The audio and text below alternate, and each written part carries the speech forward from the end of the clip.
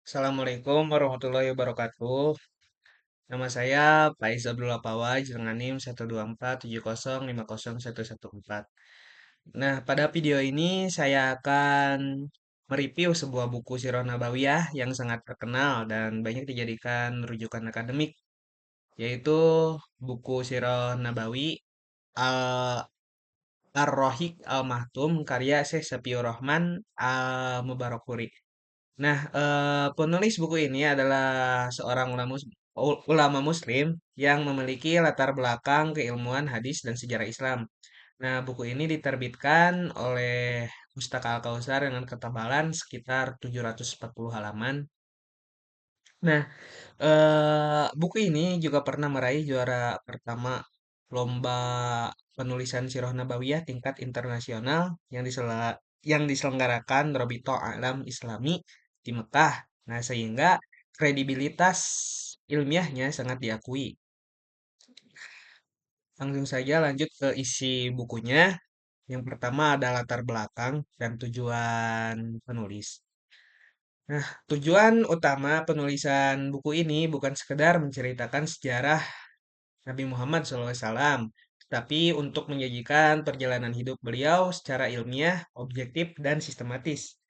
Nah, Syekh Sapiur Rahman berusaha menyusun peristiwa-peristiwa sejarah berdasarkan Al-Quran, hadis sahih, dan riwayat para ulama klasik, serta menghindari kisah-kisah yang tidak dapat dipertanggungjawabkan. Dengan demikian, buku ini tidak hanya bersifat naratif, tetapi juga edukatif dan akademis. Lanjut ke kondisi Jazirah Arab pada zaman pramusim. Nah, pada bagian awal buku, Syekh Saipur Rahman ini menguraikan kondisi Jazirah Arab sebelum datangnya Islam. Pada masa ini, masyarakat Arab itu berada dalam masa jahiliyah dengan ditandai dengan adanya penyembahan berhala, fanatisme, persekuan, perangan tanpa henti, serta ketidakadilan sosial. Bahkan pada zaman ini, perempuan tidak memiliki kedudukan yang layak. Praktik penguburan bayi perempuan pun masih terjadi pada zaman ini. Namun, Syekh Sapiur Rahman menjelaskan bahwa bangsa Arab memiliki kelebihan seperti keberanian, loyalitas, dan kemampuan bahasa yang tinggi. Nah, kondisi inilah yang menjadi latar penting untuk memahami betapa besar perubahan yang dibawa oleh Islam. Lanjut ke nasab nasab kelahiran dan masa kecil Nabi Muhammad. Rasulullah SAW ini lahir di Mekah pada tahun Gajah, tepatnya pada 12 Rabiul Awal. Nah, Nabi Muhammad ini berasal dari keluarga Bani Hashim, salah satu kabilah terpandang di suku Quraisy. Nah, ayah beliau ini bernama Abdullah. Ayah Nabi Muhammad ini wafat sebelum Rasulullah dilahirkan. Nah, sedangkan nama ibunya ini Ibu Aminah. Beliau wafat saat Nabi Muhammad berusia 6 tahun. Nah, Sapiur Rahman menjelaskan bahwa Rasulullah SAW tumbuh sebagai yatim, namun selalu berada dalam penjagaan Allah. Beliau diasuh oleh Halimah Asy'adiyah dan kemudian oleh kakek serta pamannya Abu Thalib.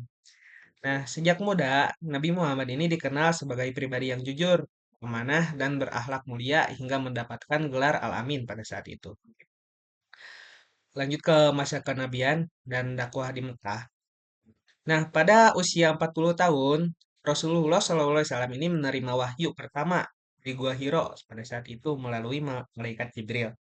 Nah, peristiwa ini menjadi awal diutusnya beliau sebagai nabi dan rasul. Dakwah Islam dimulai secara sembunyi-sembunyi selama kurang lebih 3 tahun. Kemudian dilanjutkan secara terang-terangan. Nah, Syekh Sapiur Rahman ini menguraikan bagaimana dakwah tauhid mendapatkan penolakan keras dari kaum Quraisy karena dianggap mengancam tradisi dan kekuasaan mereka pada saat itu. Bentuk penentangan mereka kepada Nabi Muhammad ini sangat beragam, mulai dari ejekan, intimidasi, boikot ekonomi, hingga penyiksaan fisik sekalipun terhadap para sahabat seperti Bilal bin Robah yang pada saat itu menjadi budak. dan diantaranya keluarga Yasir.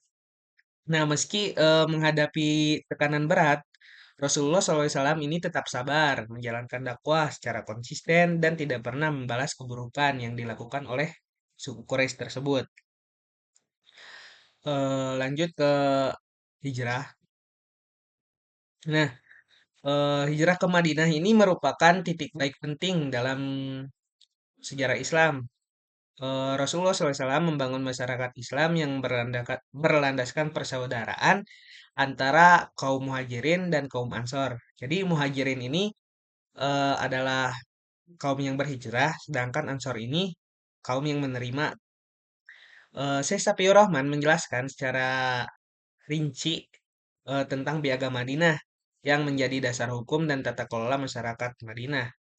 Nah, piagam ini menjamin hak dan kewajiban seluruh warga, termasuk kaum Yahudi dan non-Muslim. Hal ini menunjukkan bahwa Nabi Muhammad ini bukan hanya seorang nabi, tetapi juga negarawan dan pemimpin yang visioner.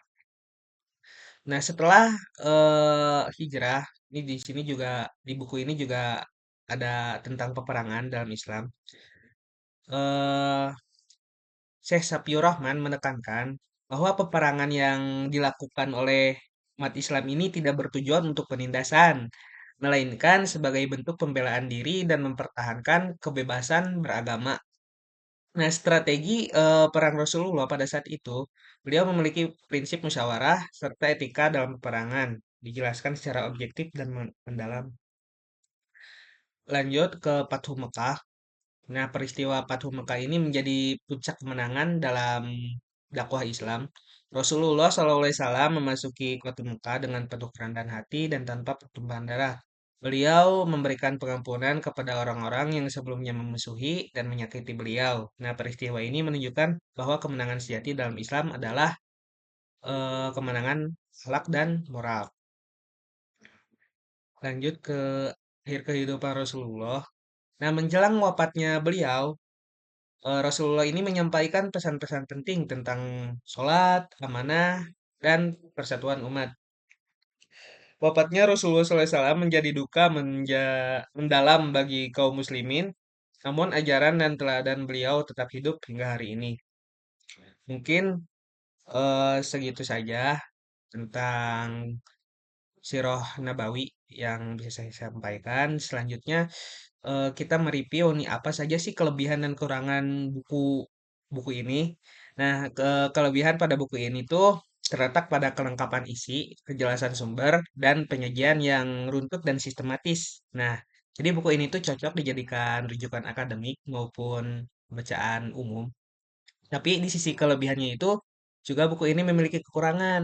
Nah, kekurangannya ini eh, cukup tebal karena terdiri dari 740 halaman. Nah, sehingga membutuhkan waktu dan konsistensi untuk memahaminya secara menyeluruh. Nah,